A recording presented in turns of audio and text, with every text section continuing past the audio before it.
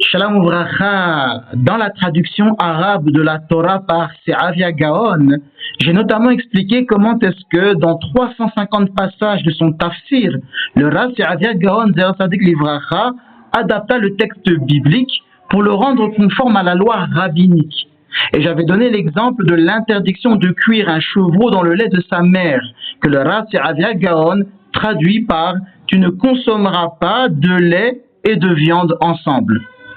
Ceci a amené quelqu'un à poser la question intéressante suivante. Mais finalement, comment peut-on comprendre le texte thoraïque quand il nous dit « Tu ne feras pas cuire un chevreau dans le lait de sa mère » ? En dehors de toute philosophie, comment doit-on comprendre ça ? Est-ce que la Torah parle par paraphrase ? Est-ce que l'interdit concernait seulement à la base le chevreau dans le lait de sa propre mère ? Ou est-ce que c'était une paraphrase qui concernait tous les animaux domestiques ? Ou bien était-ce carrément une paraphrase qui veut dire pas de cuisson de lait et de viande ensemble ? Ou bien encore, plus une paraphrase qui voudrait dire du coup pas de mélange viande-lait autorisé ?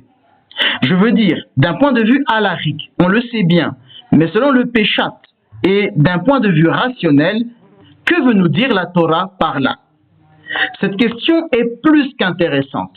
Premièrement, parce que même les commentateurs de la Torah faisaient une distinction entre la halakha et ma'aseh que tout le monde accepte et une tentative de comprendre le péchat, même si ce dernier devait aller à l'encontre de la halakha établie. En d'autres mots, donner une interprétation péchatique d'un verset qui va à l'encontre de la halakha établie n'était pas considéré comme s'opposant à la halakha. Tout simplement parce qu'une halakha s'établit au fur et à mesure et parfois même sur de longues périodes de débat et de réflexion. Cela n'empêche pas de faire remarquer que la forme finale de la halakha, qu'on accepte et ne remet pas en question, est objectivement différente de ce qu'elle aurait pu être au départ. Et effectivement, plusieurs commentateurs ont offert des interprétations péchatiques du passage sans pour autant remettre en question la halakha et ma'aseh. La deuxième chose qui rend plus qu'intéressante la question est que nos hachamim Zichronam Livracha eux-mêmes ont divergé sur l'application pratique de l'interdiction. Chazal ont débattu des animaux auxquels s'applique cette loi. Le verset ne mentionne que les chevreaux, mais les positions de la Mishnah varient. Certains, comme Rabbi Akiva Zecher Tzadik Livracha, l'appliquaient aux mammifères domestiques cachers. D'autres, comme Rabbi Yossi Agelili Zecher Tzadik Livracha, l'appliquaient à tous les mammifères cachers, qu'ils soient domestiques ou sauvages. Et d'autres encore, comme le Tana Kama et Rav Yosef Zecher Tzadik Livracha, l'appliquaient à tous les animaux cachers autres que les poissons et les sauterelles. Notez également que bien que Rabbi Akiva admette que les animaux sauvages et les volailles ne sont concernés par cette interdiction que d'après la loi rabbinique, mais pas celle de la Torah, Rabbi Yossi Agelili est resté ferme sur le fait que l'interdiction ne s'étend pas aux volailles, même d'un point de vue rabbinique, puisque les volailles ne consomment pas de lait maternel, et que dans sa ville, le poulet parmesan était servi à sa propre table, comme on le voit dans le Talmud, dans la Masechet Shabbat, au Daf 130a. Donc, même du point de vue talmudique, les détails de cette loi sont peu clairs, et c'est un indice qui va nous démontrer que les interprétations rabbiniques qui ont été données de cette loi biblique n'étaient pas comprises comme cela à l'origine. Mais au-delà de la loi rabbinique, quelle est donc la compréhension péchatique de l'interdiction de cuire un chevreau dans le lait de sa mère ? Comme vous le savez, les Rishonim qui ont commenté la Torah l'ont fait à différents niveaux. Certains l'ont commenté au niveau du Peshat, d'autres au niveau du Remez, d'autres au niveau du Derash et d'autres enfin au niveau du Sov.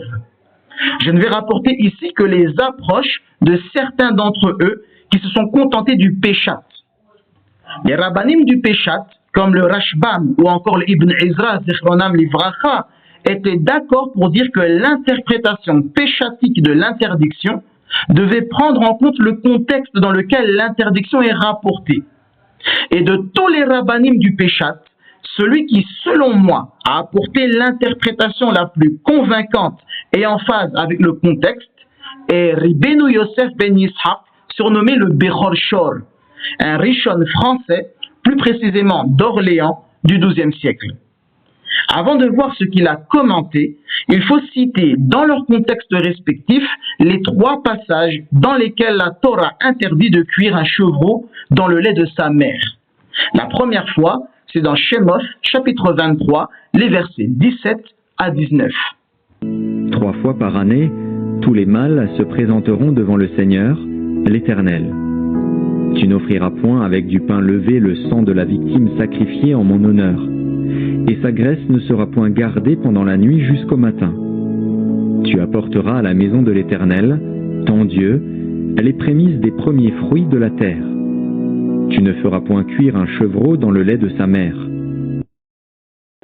Ce passage connecte ainsi l'interdiction de cuire un chevreau dans le lait de sa mère aux fêtes et aux sacrifices. La deuxième fois que la Torah mentionne cette interdiction, c'est toujours dans le Sefer Shemoth, mais cette fois-ci au chapitre 34, les versets 22 à 26. Et elle dit pratiquement la même chose.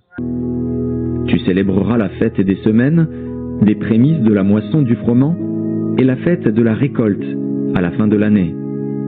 3 fois par an, tous les mâles se présenteront devant le Seigneur, l'Éternel, Dieu d'Israël. Car je chasserai les nations devant toi, et j'étendrai tes frontières. Et personne ne convoitera ton pays, pendant que tu monteras pour te présenter devant l'Éternel, ton Dieu, 3 fois par an. Tu n'offriras point avec du pain levé le sang de la victime immolée en mon honneur, et le sacrifice de la fête de Pâques ne sera point gardé pendant la nuit jusqu'au matin. Tu apporteras à la maison de l'Éternel, ton Dieu, les prémices des premiers fruits de la terre. Tu ne feras point cuire un chevreau dans le lait de sa mère. Les questions qui se posent ici sont: pourquoi l'interdiction a été placée à ces endroits? Qu'est-ce que cuire un chevreau dans le lait de sa mère a à voir avec des fêtes, des sacrifices et l'offrande des prémices des fruits? La première chose que fait remarquer Ribbeinu Yosef ben Yitzhak Bechor Shor Zer Sadik Livracha est que le verset les vachel a été mal traduit. On le traduit communément par cuire ou bouillir, c'est-à-dire préparer un aliment dans une marmite contenant un liquide, généralement de l'eau, et chauffer sur le feu.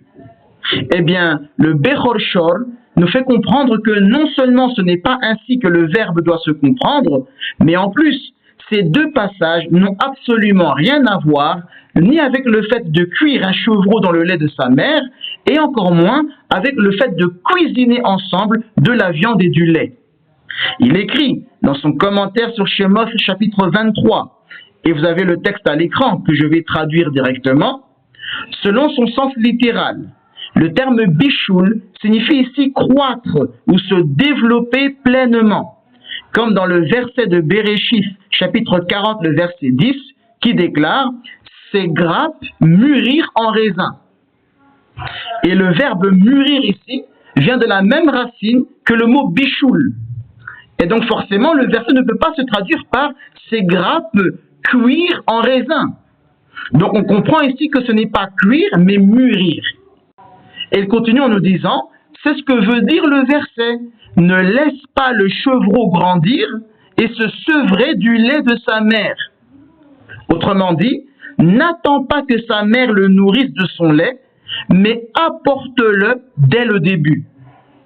Cela correspond au contexte de la première partie du verset qui dit « Les prémices de ta terre, tu apporteras les meilleurs fruits. »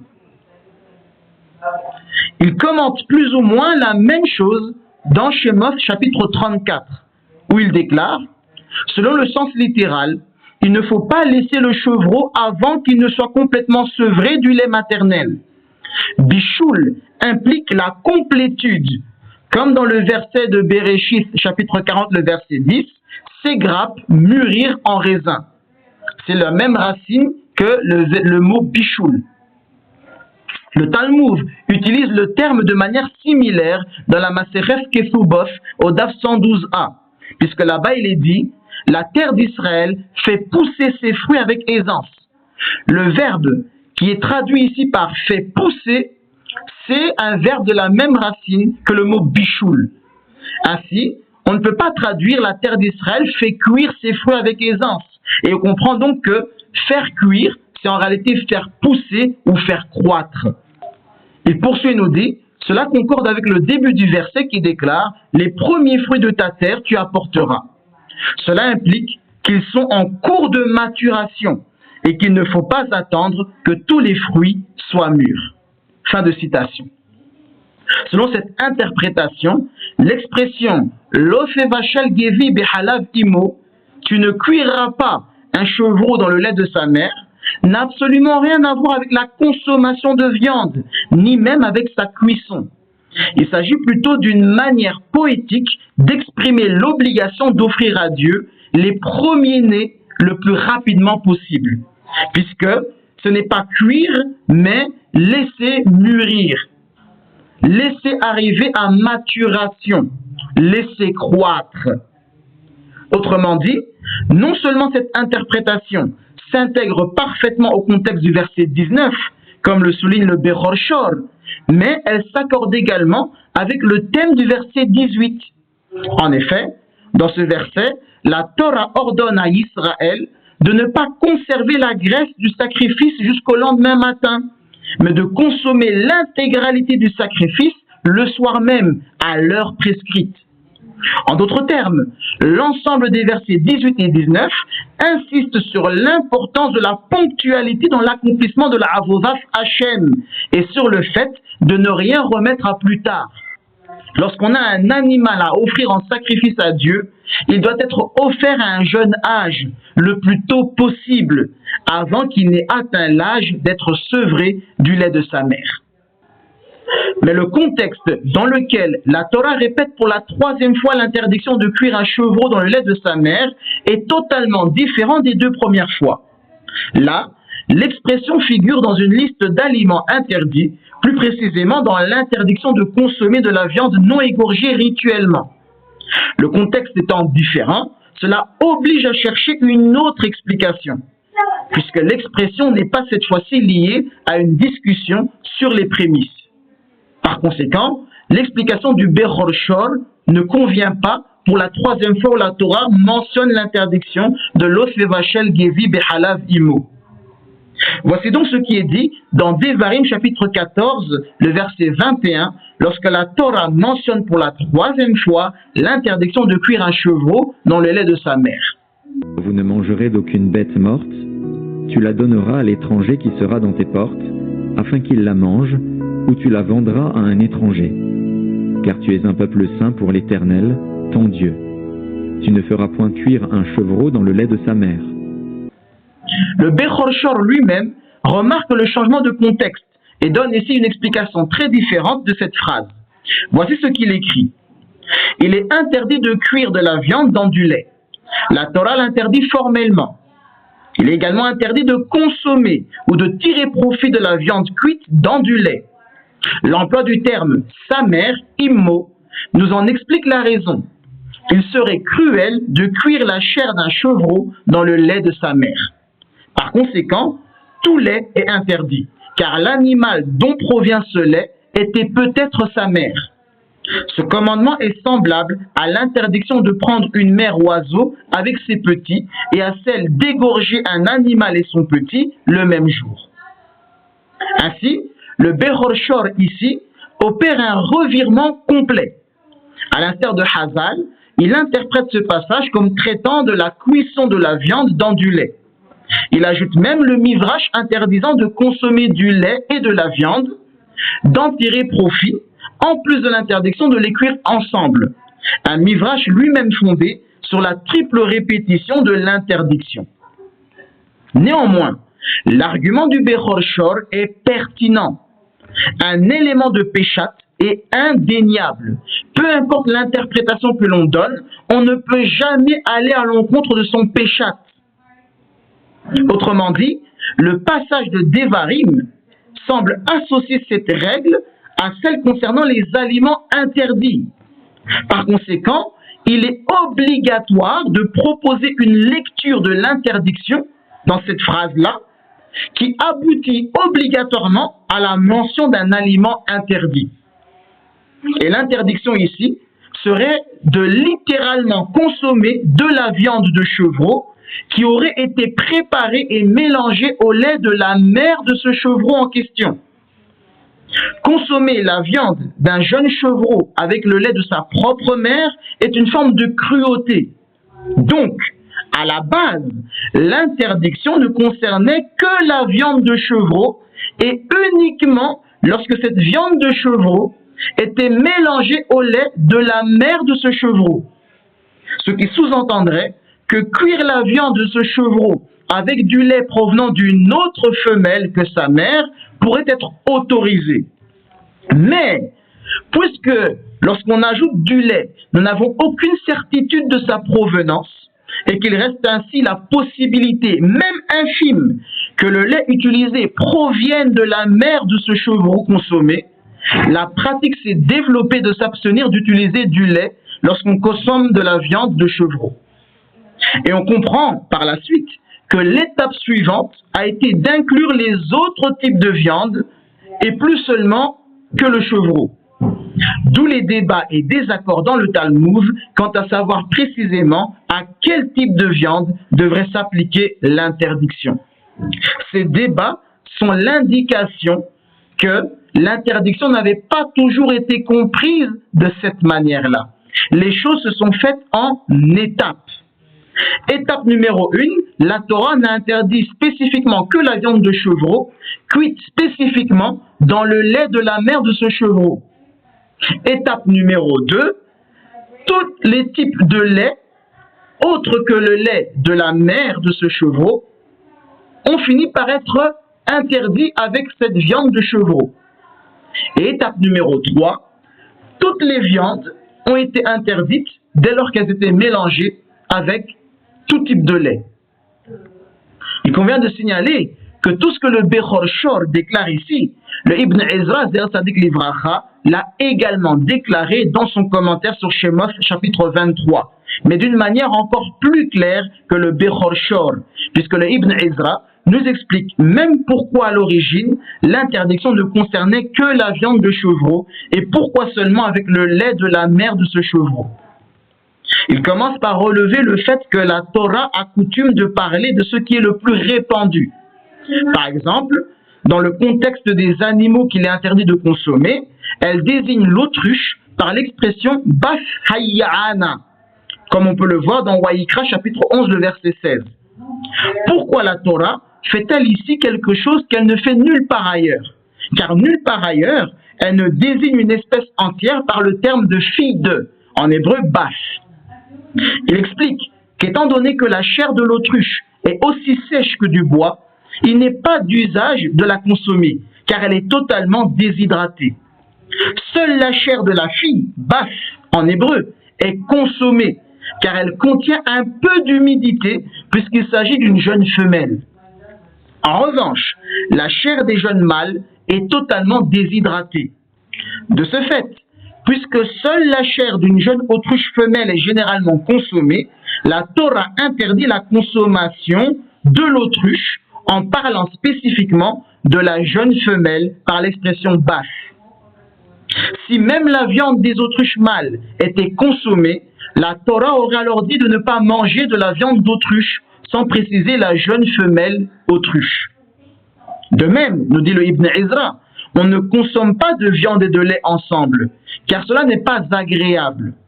La viande est longue à cuire, tandis que le lait bout rapidement. Il explique donc que même à son époque, au XIIe siècle, au pays des Ismaélites, les Arabes, il n'était pas d'usage de manger de l'agneau cuit au lait, car l'agneau est très humide, tout comme le lait. Il est donc nocif. C'est pourquoi on ne le mange pas. Par ailleurs, la chair du chevreau est sèche, et un chevreau est chaud lorsqu'il est petit. C'est pourquoi, dit-il, les habitants des pays ismaélites le font cuire avec du lait. Par conséquent, ajoute-t-il, il ne faut pas être surpris que les gens des régions environnantes n'aient pas l'habitude de manger du chevreau. En d'autres mots, la viande de chevreau seule n'est pas très appétissante, car trop sèche, et en plus, lorsque l'animal est jeune, sa viande, en plus d'être sèche, est trop chaude. De ce fait, les Arabes de l'époque n'en mangeaient pas, à moins de le faire avec du lait, qui rendait ainsi la viande moins sèche et moins chaude. Ainsi, ce que le Ibn Ezra veut nous faire comprendre ici par l'exemple des Arabes de son époque est que, puisque la Torah ne parle que de situations courantes, étant donné que les gens, même à l'époque biblique, avaient l'habitude, comme les Arabes, de consommer de la viande de chevreau uniquement accompagnée de lait, la Torah n'a donc parlé que du cas du chevreau cuit avec du lait. De même, poursuit le Ibn Ezra, cela explique pourquoi la Torah emploie le terme de bichoul. C'est parce qu'il n'est pas coutumier de manger de la viande de chevreau crue avec du lait. L'habitude ne concerne que la viande de chevreau cuite avec du lait. Et comme la Torah ne légifère que sur des pratiques habituelles, mais ne légifère pas sur ce qui est inhabituel, elle n'a pas interdit, nous dit le Ibn Ezra, la consommation de la viande de chevreau crue avec du lait, mais uniquement quand cette viande de chevreau est cuite. C'est après tout ceci, et après avoir pris soin de néanmoins signaler que même les plus intelligents ne sont pas capables d'affirmer qu'ils comprennent véritablement le sens du verset, que le Ibn Ezra propose sa théorie pour expliquer rationnellement l'interdiction de cuire un chevreau dans le lait de sa mère. Il déclare qu'il est possible qu'il soit interdit de faire bouillir un chevreau dans le lait de sa mère parce que cela serait très cruel. L'idée derrière cette loi serait ainsi similaire à celle des passages tels que Waïkra chapitre 22 le verset 28 qui interdit d'égorger une vache et son petit, une brebis et son petit le même jour. Ou encore, comme dans Devarim chapitre 22 le verset 6, qui interdit de prendre la mère oiseau avec ses petits. Donc, l'acte cruel consiste à faire bouillir la viande du chevreau dans le lait de sa propre mère. C'est comme narguer la mère, comme pour lui dire « Regarde, je cuis ton petit dans ton propre lait ». Mais cela voudrait donc dire que si le lait utilisé n'est pas celui de la mère du chevreau, cuire cette viande dans du lait serait autorisé. Pourquoi alors ne le faisons-nous pas? Le Ibn Ezra répond en disant que c'est parce que la plupart des gens qui n'ont pas de troupeau achètent leur viande et leur lait au marché. Et dans ce cas, le lait est généralement un mélange provenant de plusieurs chèvres. Il est donc possible que l'acheteur d'un chevreau ignore qui est la mère du chevreau qu'il a acheté. Et si par la suite il achetait du lait, il se pourrait qu'une partie de ce lait contienne du lait de la mère du chevreau qu'il a acheté précédemment. Il enfreindrait alors la loi. Le Ibn Ezra poursuit et rappelle que dans le cas d'un safek concernant une loi biblique, il faut être mahmir.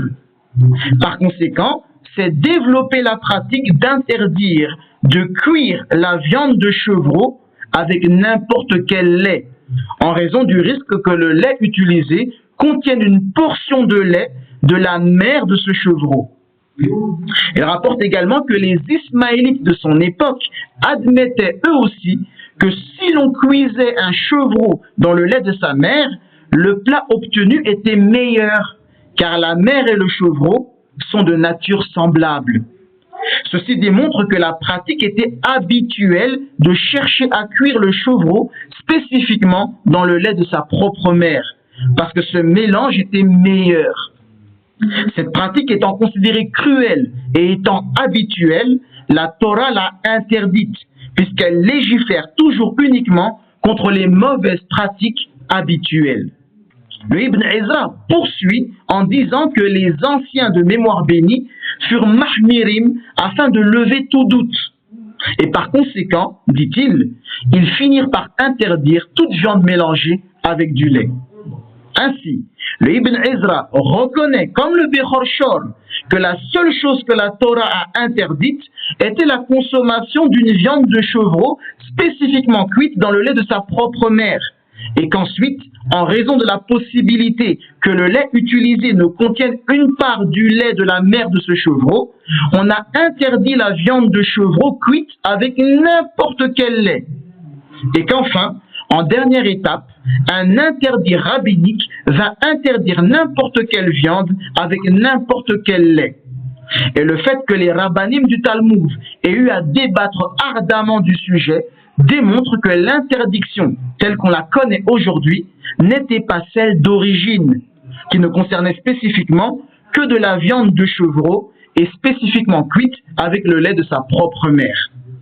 Et Ibn Ezra conclut son commentaire par une bénédiction sur les Hachamim qui ont émis par sécurité et pour nous éloigner du Safek l'interdiction de consommer de la viande avec du lait. Il dit, puisse Dieu qui leur a donné la sagesse les récompenser pleinement. Cela montre donc que le fait d'expliquer que les origines d'une pratique ne concordent pas forcément avec la halakha finale n'équivaut aucunement à contester la halakha et la décision des hachamim. Kol tov, hazak, uvaror.